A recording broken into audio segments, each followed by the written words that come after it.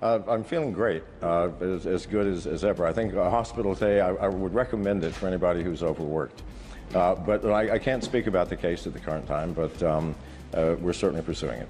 Well, I am glad that you're pursuing it because we don't like these things to happen. You know, it had to be very scary for you and your family when you realized that that you had been poisoned or however that it went through.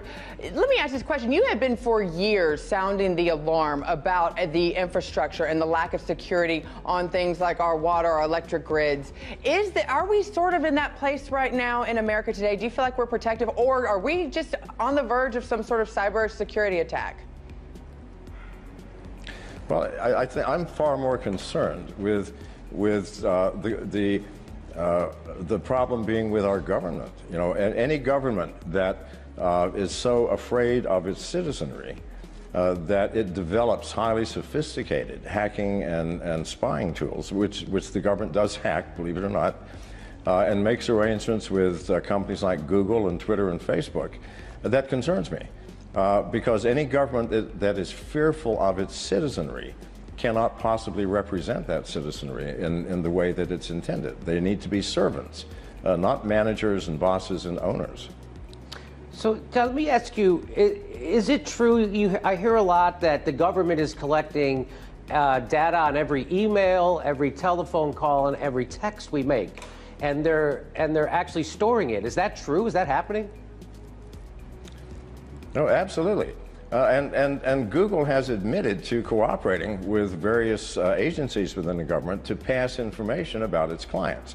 Now, maybe they're cooperating because of a subpoena or a court order, but still, it sounds an alarm to me. Can you imagine when America was first founded, George Washington and the Senate and Congress spending time trying to spy on the American citizens? No, they were there to serve. And service, by the way, is not a good job.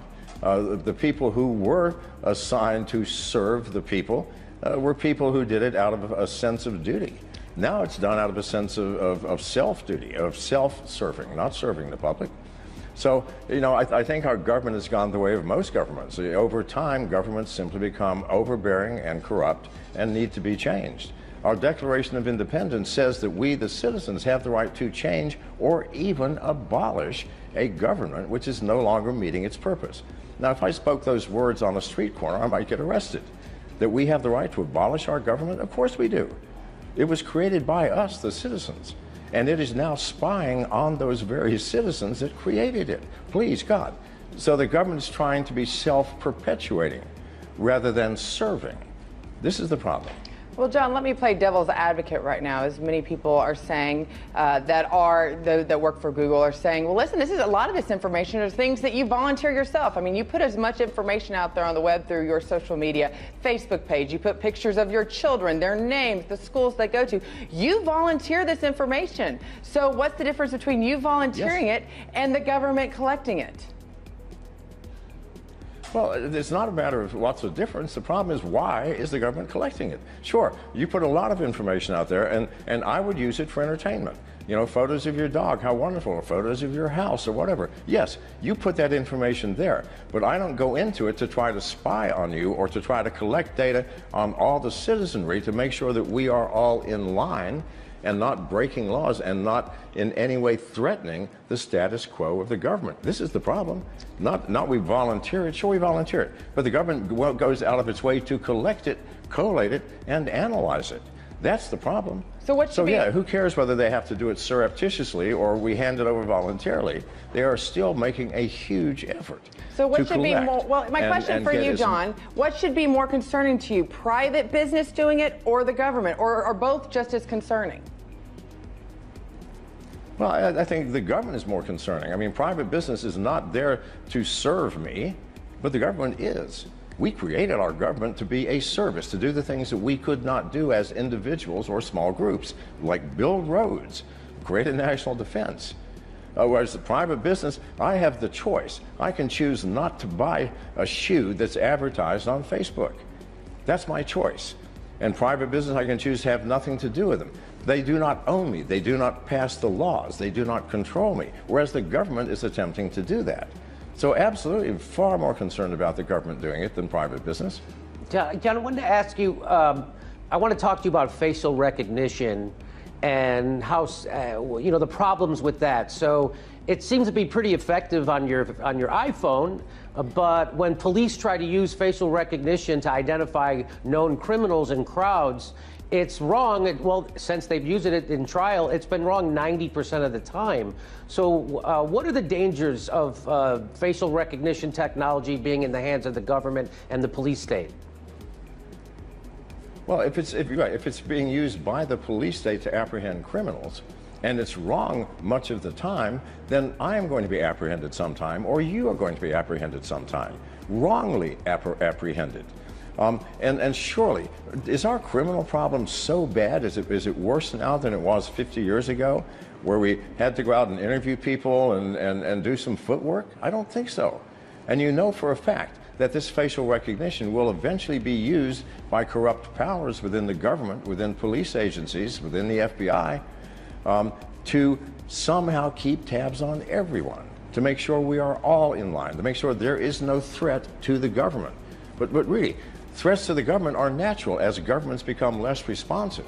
As they serve us less, of course there are going to be, revolutions even. That's how governments change. But here, we can do it peacefully. I mean, we have in the Article 5 of the Constitution says that if we are sick and fed up with the status quo, we can have a constitutional convention, throw everybody out, and start a brand new government. Please, we have that option. But try it. If you try that, you're going to be harassed by every agency within the government that is threatened by such a task. Well, to broaden this conversation, let's bring in legal and media analyst Lionel. Lionel, thanks for joining us. And we're talking about an issue where many people in the government, actually, there's a fine line to walk here. The government says they're doing this out of national security and to keep you safe. What is that fine line? It's bunkum. It's poppycock. What do you think? Let me see if I can put it into this perspective. We are a country of sheeple.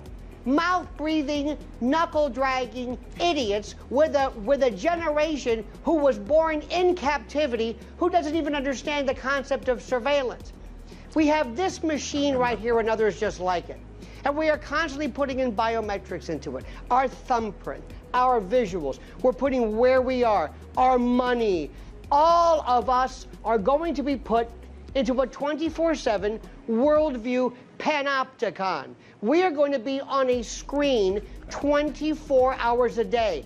Every bit of data, every bit of information regarding you. That may, to the untrained eye, may seem like, well, what do they want from me? I'm just a nobody. I'm not hiding anything. And that's what gets Americans. I'm not hiding anything. And then it goes into this huge batch. And anytime they want to pull that out, cull it, relook at it, perhaps put it into an algorithm, predictive programming, you name it, Minority Report, it's here. But listen carefully. The moment, and it's going to happen, mark my words, flag the tape, as we used to say in radio, the moment we have little chips, RFID chips or something that is placed subcutaneously, as they've done in Sweden, this younger generation will flock, wait, in line for hours, days, to have this put in us.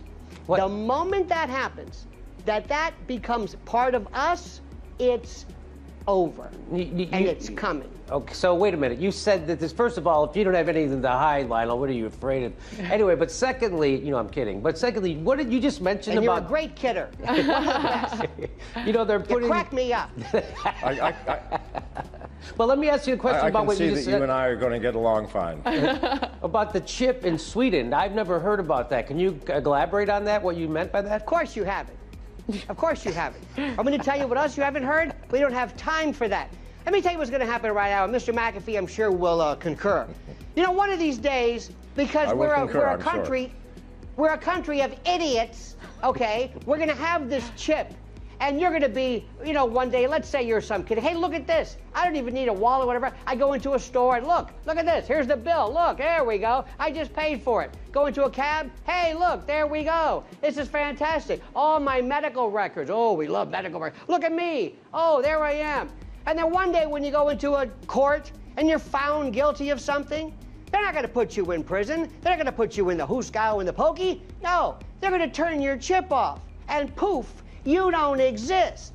And it is coming, and it is here. And the worst part about it is, with all due respect, and it's not really their fault, we have a country, oh, what's the word? Yes, of idiots, fools, rubes, chuffs, churls, boors, Boeotians, who don't even understand what we're talking about. And as I'm speaking, and Mr. McAfee is trying to warn the world, they're sitting there with a thick web-like drool that's coming out of their mouth because this is incomprehensible, because this is cool. Don't tell me about cops looking for us, OCR. After all, they're trying to find the bad guys. Of course. Lionel, look, let me break in for a sec. Let me break in. John, please.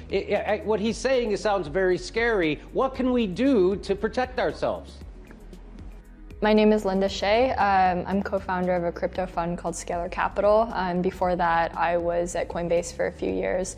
My first role there was compliance investigations, so working with law enforcement, and I actually did a lot of tracing of the Bitcoin blockchain. I would spend a lot of time looking at different patterns, seeing if this was the same person who was just moving their funds around.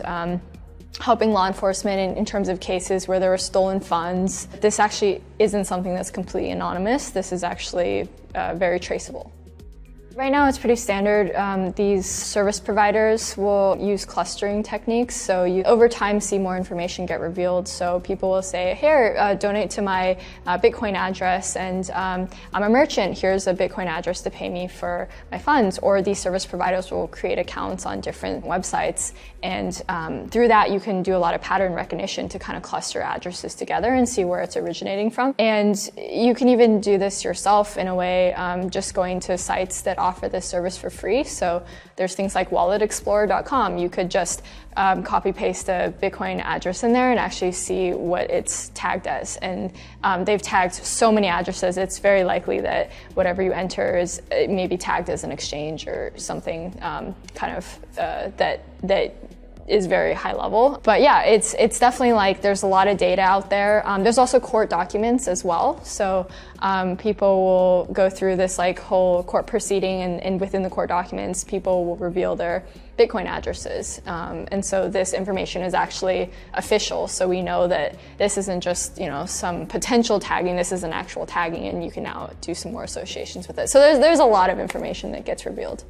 If you have something very traceable, you want to use that information to your advantage to catch bad actors. At the same time, I got really nervous because this information was so publicly available that bad actors and corrupt governments will have access to the same information and will use that for bad purposes. So instead of having everything just be broadcast for the public, for everyone to see, I really love the notion of selective disclosure. So you can you share something like a view key and actually opt into sharing your information rather than have it displayed to the entire world to see. And I even just compare it to what we're used to in the existing financial system.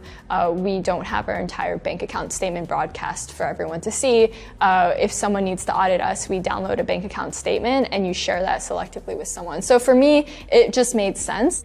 The two main coins that I looked at when I was thinking about privacy was Monero and Zcash, which both have the concept of a view key. So I was really intrigued by that concept. I think that that's the way to actually be compliant should you want to be. And I think that is very important to have. I'm a little bit more wary about privacy coins that would just kind of be a black hole and there's absolutely no way to figure out what's going on. I think that makes it really hard to have a conversation with regulators, and it makes it just really hard even if you want to just show people what's happening.